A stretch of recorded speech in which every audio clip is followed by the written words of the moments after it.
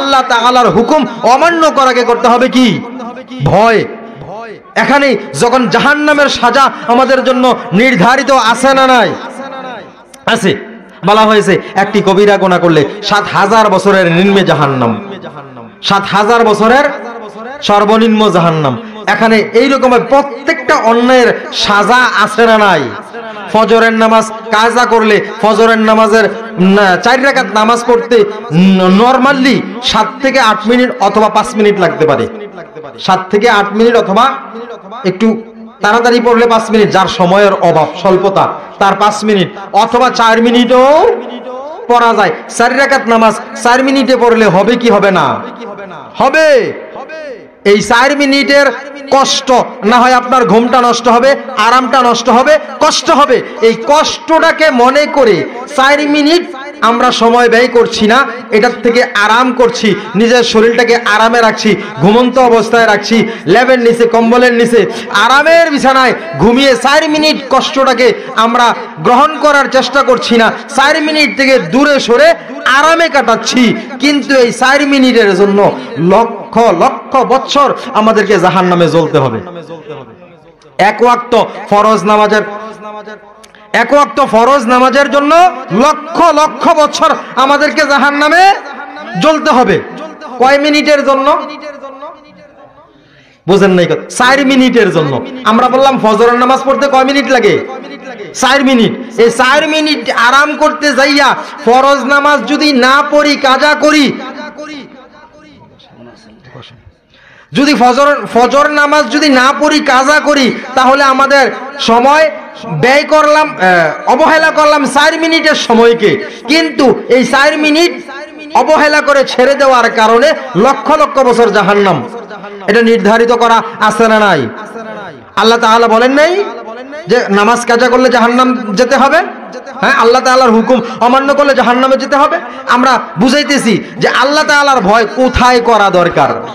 আল্লাহ তাআলার ভয়, অথচ কয়েক লক্ষ বছর জাহান্নাম থেকে বাঁচা যায় যদি ভয় করে ৪ মিনিট সময়কে কাজে লাগানো যায়। কি বলেন? সর্বোচ্চ ৪ মিনিট। যোহরের নামাজ পড়তে সর্বোচ্চ ১০ মিনিট, আসরের নামাজ পড়তে সর্বোচ্চ ৫-৬ মিনিট, মাগরিবের নামাজ পড়তে সর্বোচ্চ ১০ মিনিট, এশার নামাজ পড়তে সর্বোচ্চ ১০ থেকে ১৫ মিনিট, মিলে সর্বোচ্চ একদম ৫ ওয়াক্ত নামাজের মধ্যে আমরা যদি হিসাব করি ৪ মিনিট, ১০ মিনিট, ১৪ মিনিট, তারপরে আবার ধরলাম ৬ মিনিট, ২০ মিনিট, আবার ধরলাম ৬ মিনিট, ২৬ মিনিট, আবার ধরলাম এশার নামাজে ১৫ মিনিট, ৩৫ থেকে ৪০ মিনিট লাগার কথা। কি বলেন? ৩৫ থেকে ৪০ মিনিট লাগার কথা। বাদ দেন, আপনি ফজরের ৪ রাকাত, যোহরের ৪ রাকাত, আসরের ৪ রাকাত, মাগরিবের ৫ রাকাত, ইশার ৬ রাকাত এইরকম পড়েন। জরুরি কাজের লেগে নামাজ পড়তে পারেন না, এইরকম ব্যস্ত মানুষ আমাদের দেশে আছে না নাই? আছে। এইটুকু করেন, করার পরে দেখবেন এই সময়টা থেকে ৪০ মিনিট থেকেও অর্ধেক টাইম বাইসা যাইব। ২০ মিনিট তাড়াতাড়ি ফরজটা আদায় করেন, করে বাকি কাজ করতে শুরু করেন। পারতেছেন না, এরকম আছে না নাই? আমাদের দেশে এরকম নাই যে নামাজ পড়তে পারবো না সময়ের অভাবে। এটা মনের ইচ্ছার কারণে, বদ ইচ্ছার কারণে হয়। শয়তান যখন মনকে আক্রমণ করে ফেলে, এই কারণে এটা হয়। পৃথিবীতে আমাদের, বিশেষ করে আমাদের দেশে, অন্য দেশের কথা আমি জানি না, আমাদের দেশে এমন লোক আসলে খুব তেমন একটা নাই যে এই সময়টাও পায় না ৪ রাকাত নামাজ পড়ার। আছে? নাই। ৪ রাকাত নামাজ পড়ার সময় পাবে না এমন লোক নাই। তাহলে আমরা ইচ্ছা করে কি করছি? আমি বলছি ভয় করার কথা কাকে? আল্লাহকে। ভয় করার কথা জাহান্নামকে, আল্লাহর সৃষ্টি জাহান্নামকে। এটা ভয় করছি না, আমরা ভয় করছি মৃত্যুকে। ভয় করছি কাকে? মৃত্যুকে। ভয় করার কথা যেটা থেকে বাঁচতে পারবো সেইটাকে ভয় করার কথা। মৃত্যু থেকে পলায়ন করা সম্ভব না, এটা ভয় করার কথা না। মুমিন যারা, তারা মৃত্যুকে ভয় করে না। হ্যাঁ, মুমিনের জন্য মৃত্যু হলো তোহফা, হাদিয়া স্বরূপ। কি? হাদিয়া স্বরূপ। মুমিন মনে করে আমার মৃত্যুটা আল্লাহ তাআলার তরফ থেকে একটা তোহফা, হাদিয়া, উপঢৌকন, পুরস্কার। সুবহানাল্লাহ বলি। অথচ আমরা এটাকে ভয় করি। আমি বলতেছিলাম ভয় করার করব কাকে? একমাত্র আল্লাহকে। এই যে বর্তমান প্রেক্ষাপট আপনি দেখেন, আমরা ভয় পাই। এই যে গত 15 বছর, 16 বছর, 14 বছর আমাদের দেশটা যেই হালতে চলছে, বাংলাদেশটা এই যে একটা অবস্থা চলছে, আরে ভয়।